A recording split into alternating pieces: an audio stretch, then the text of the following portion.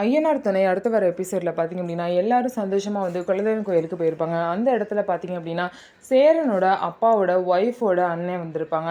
So பார்த்தீங்க அப்படின்னா சேரனோட மாமா வந்திருப்பாங்க. அந்த இடத்துக்கு அவங்க வந்தோடனே பார்த்தீங்க அப்படின்னா சேரன் ஃபேமிலியை பார்த்துட்டு சேரனோட அப்பாவை பார்த்துட்டு ரொம்பவே டென்ஷன் ஆகி அவங்கள அடிக்க ஆரம்பிச்சிருவாங்க. சேரனோட அப்பாவும் அவங்கள அடிக்க ஆரம்பிச்சிருவாங்க.